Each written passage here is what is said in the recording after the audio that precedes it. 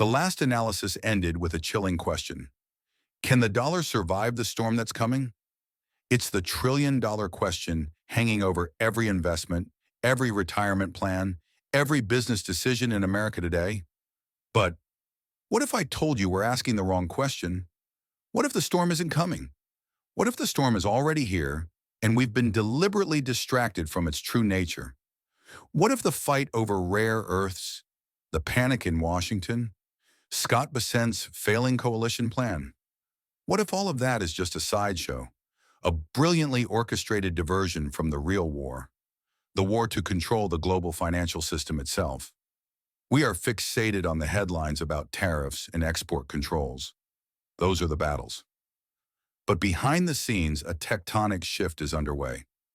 China is not just weaponizing rare earth minerals, they are weaponizing their entire economic system.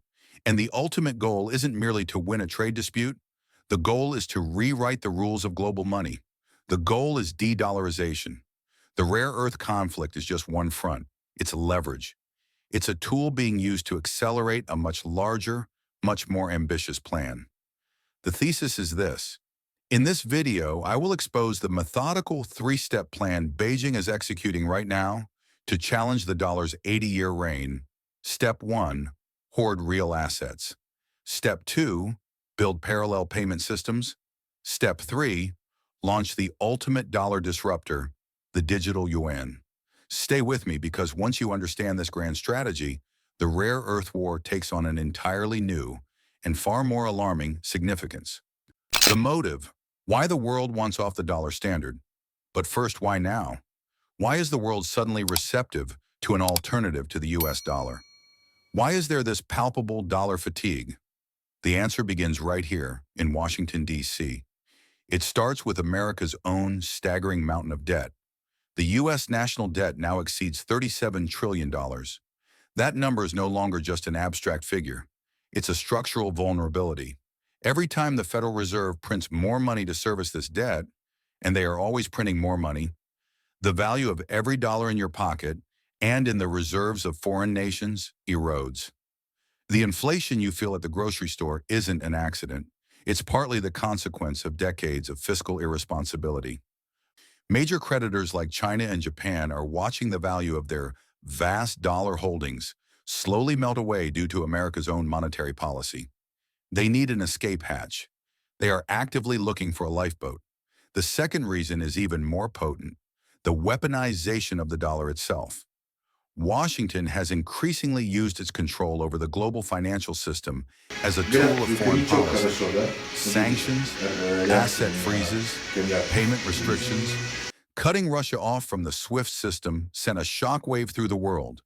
It demonstrated that access to the dollar system is not guaranteed. It's conditional. It depends on staying in Washington's good graces. This sends a chilling message to every other nation. If you step out of line, your dollar assets could be seized overnight. This isn't about right or wrong, it's about risk. This weaponization is accelerating the search for alternatives. Countries, or even traditional U.S. allies, do not want their financial lifelines dependent on the political whims of Washington, D.C. They are seeking financial sovereignty. Finally, it all boils down to an erosion of confidence. The dollar's share of global foreign exchange reserves has steadily declined.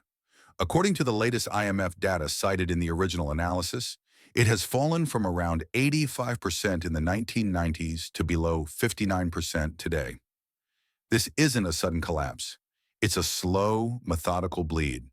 Every financial crisis, every round of quantitative easing, every geopolitical conflict where the dollar is used as a weapon, chips away at the trust underpinning the dollar's dominance. The world isn't just wishing for an alternative anymore. They are actively building alternatives, and China is positioning itself to be the architect of the new system. China's three-step master plan. So what is Beijing's plan to capitalize on this growing dollar fatigue? It's not a single dramatic move. It's a patient, methodical, three-pronged strategy executed over years, even decades. A strategy designed to insulate China from the dollar system and eventually offer the world a viable alternative. Step 1. Hoard physical assets. Building the foundation. This is about acquiring things of real, tangible value. Action. 1. Systematically reduce U.S. Treasury holdings. China isn't panic selling its U.S. debt. That would trigger a crisis and hurt them too. Instead, as the original video highlighted, they are quietly trimming their positions, letting bonds mature without reinvesting, gently reducing their exposure month after month. The latest U.S. Treasury data confirms this trend accelerated in the third quarter of 2025. Why? They are slowly, deliberately untangling themselves from the dollar system. They no longer want their national wealth held hostage by the currency of a strategic rival, a currency they believe is destined to devalue. Action 2. Aggressively accumulate gold.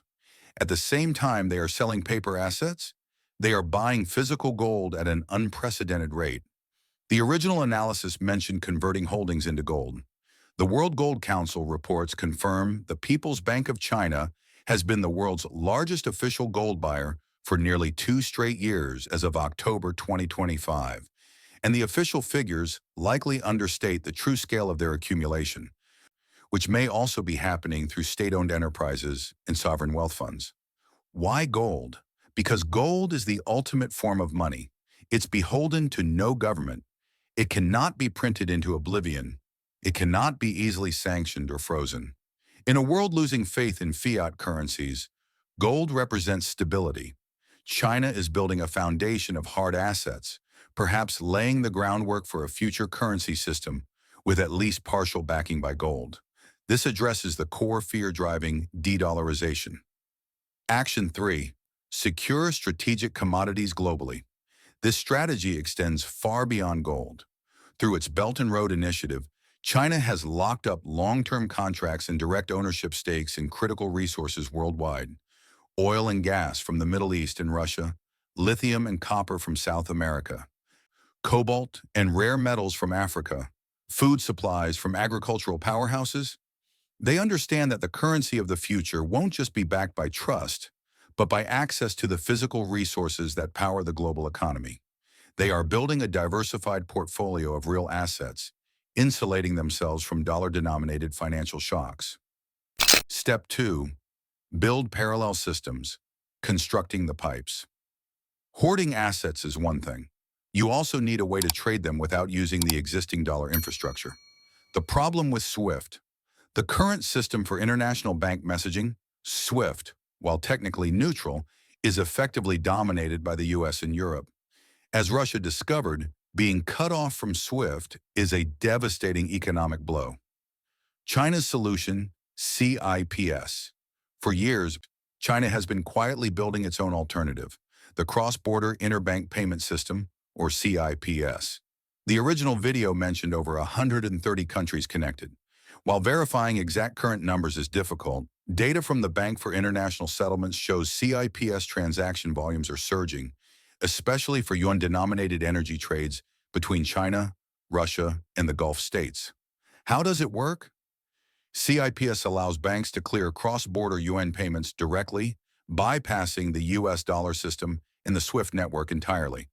For trade involving China, it's often faster, cheaper, and crucially, immune to US sanctions.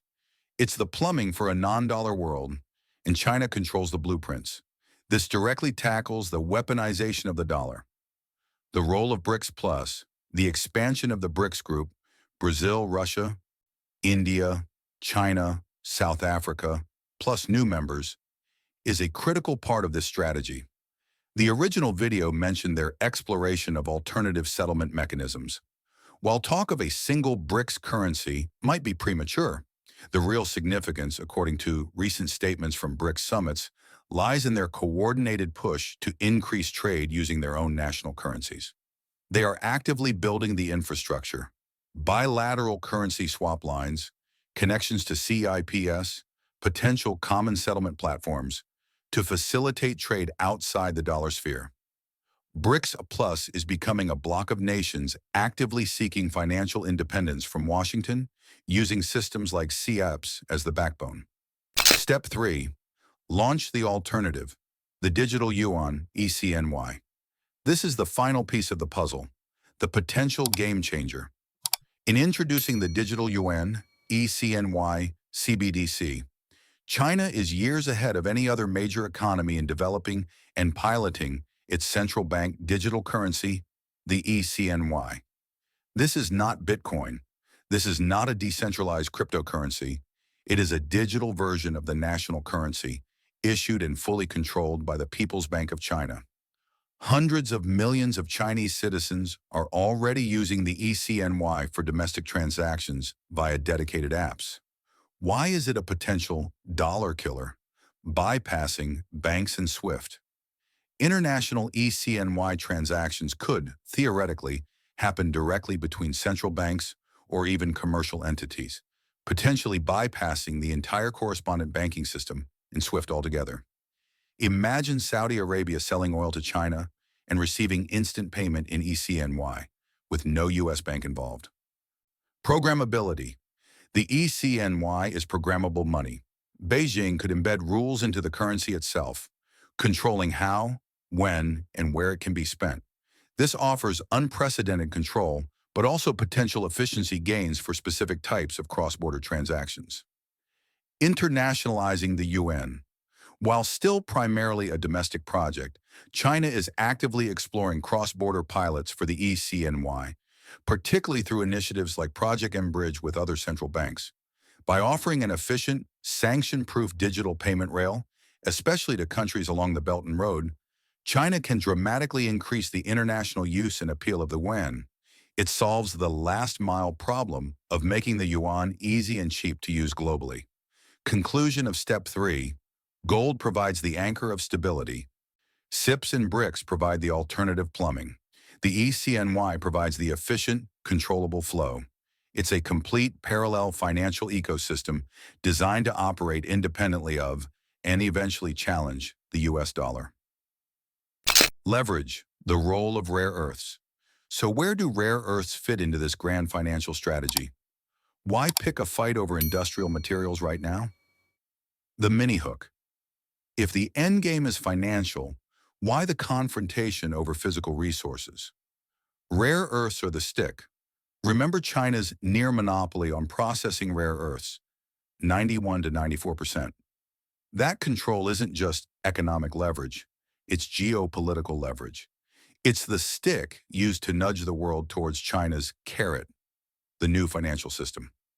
When the U.S. tries to rally allies against Beijing's financial ambitions, China can issue a subtle reminder. A reminder to Germany, your world-leading EV industry runs on our magnets. Fall in line or face disruption. A reminder to Japan and South Korea. Your entire high-tech economy depends on the steady flow of these materials. Don't risk it. A reminder to the global South. Washington offers sanctions and demands. We offer infrastructure, trade, and a payment system you can actually use. China is implicitly telling the world, you can side with the declining dollar system and face immediate, tangible economic pain in your most critical industries.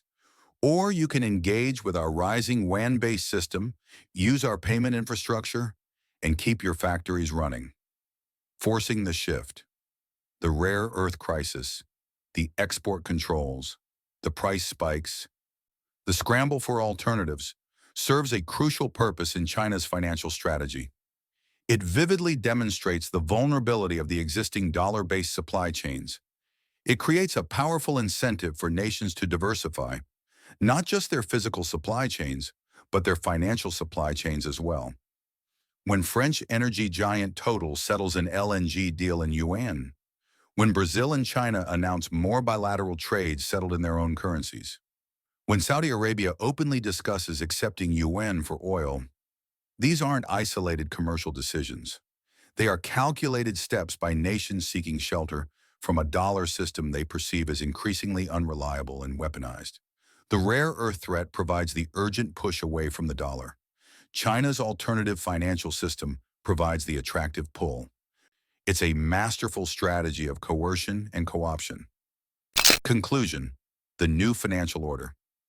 So let's revisit the U.S.-China trade war headlines. They are not the main event. They are the smokescreen. The real war, the generational conflict, is for the future of money itself.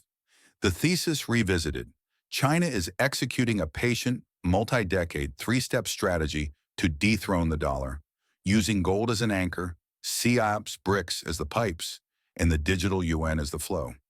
Their dominance in rare earths is the physical leverage being applied to accelerate this financial transition. The bifurcated world. The world is splitting into two economic and financial systems, just as the original analysis concluded. One block remains tied to the debt-laden, sanction-heavy US dollar. The other block is coalescing around China, built on trade, infrastructure, commodity flows, and increasingly, the yuan. This isn't about the yuan replacing the dollar overnight. It's about the emergence of a viable alternative, eroding the dollar's exorbitant privilege piece by piece. The decline in the dollar's share of global reserves below 59% isn't the end. It's merely a milestone on a longer journey. The coming storm. So, what is the storm?